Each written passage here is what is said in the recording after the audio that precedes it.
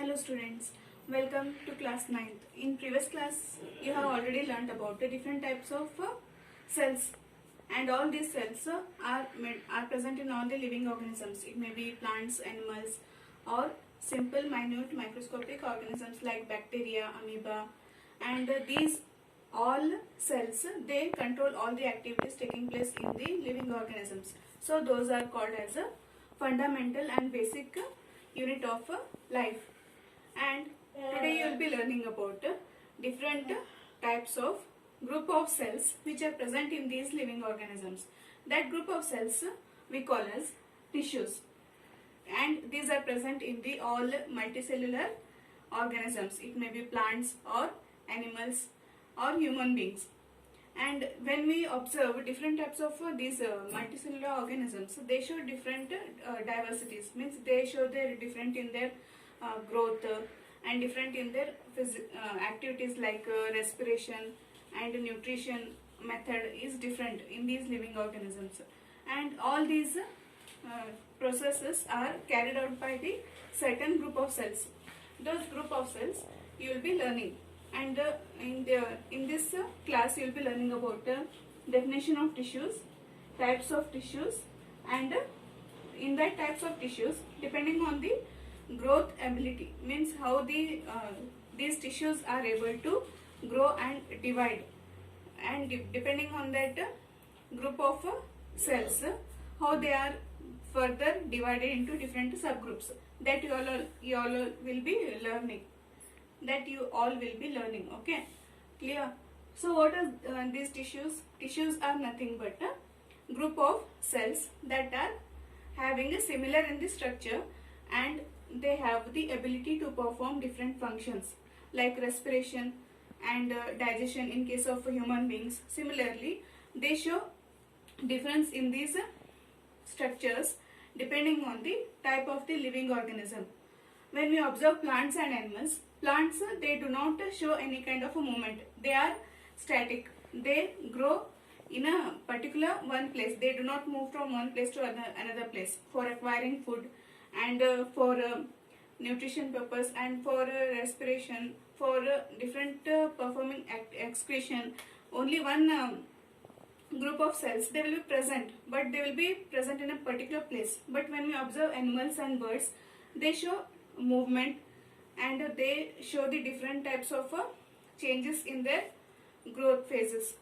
And this is because there are a different group of cells which are present in those living organisms, and they show the different in their behavior.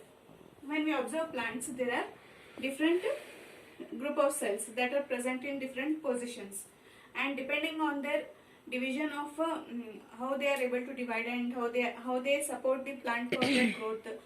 Some group of cells, they help in increasing in the height, and some of the cells, they provide only mechanical strength for those plant. So depending on the type of a group of cells, what their function is, depending on that, they have been further divided into meristematic tissue and permanent tissue. In case of plants, I am telling you. Okay, types of tissues depending on the group of cells on which function they are specialized, and depending on their growth ability and how they are further dependent on their functions. First one type of tissues, in that first one in plants is meristematic tissue. Meristematic tissue, it is also called as growing tissue because it is showing continuous growth in the plant. Whether it may be increase in the height and width, as well as the increase in the base part of the plant, how it will show its growth. It will be continuously growing throughout the life of the plant, how much the plant will survive, starting from the seed to the mature tree. So how these meristematic tissue will show their growth. So it is called as growth or growing tissue, meristematic tissue. Second one is permanent tissue. Means this is another type of tissue present in the plants, which will show difference in the difference in that plant structure, such as they are made up of different types of cells which are having the ability to show the movement of water and nutrients, and the storage of food materials, and there are some changes in the plants taking place for food, how it will prepare by photosynthesis. That food it is stored in some cells, so that it will undergo some changes. So that permanent tissues you will be studying in the later classes. Today you will be learning about meristematic tissues. Meristematic tissues are, as I told, these are the growing tissues. These are present in the plant at different positions in the stems, roots, as well as the leaves. So depending on the position, these meristematic tissue, growing tissue, is further divided into 3 types. What are those 3 types? I will be telling you now. First one is apical meristem. Apical, as the name only suggests, apical means tip.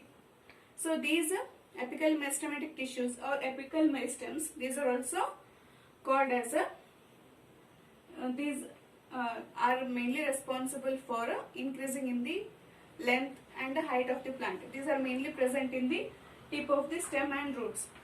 So they mainly elongate or increase in the height of the plant. This position. At the tip part of the plant, these will be present, apical meristems. And mainly they are present at the tip of the stem and roots. Okay, understood? Second one is intercalary meristem.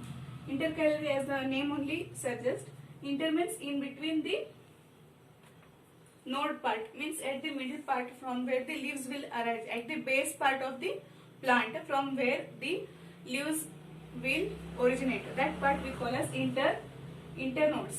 So at this part, that meristematic tissue is present, that we call as a intercalary meristem at the internode of the plant, at the base, leaf base. Okay. Third one is lateral meristem. Lateral means these are the meristematic tissue which are present at the base of the plant, which are mainly responsible for increasing the width of the plant. Okay, increasing in the girth or width. These are mainly present near the ground surface where the plant will be growing. First one is apical meristem. These are mainly responsible for increasing in the height of the plant. These are present in the tip of the stem and roots. Its main function is increasing in the height. Second one is intercalary meristem. These are present at the internode position, and these are mainly responsible for growth of the branches, leaves, and mainly they are present at the base of the leaves from where the leaves will originate.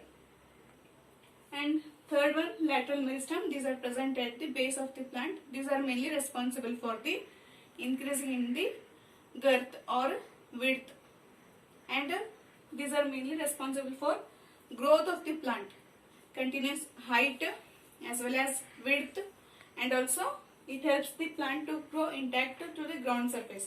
So this meristematic tissue, these are the group of cells which are mainly responsible for increasing in the width and continuous growth of the plant. And this is also called as growing tissue, group of cells which are mainly specialized for the growth of the plant. And this is all about the types of meristematic tissue. Okay, next you will be learning about the permanent tissue. Understood up till here?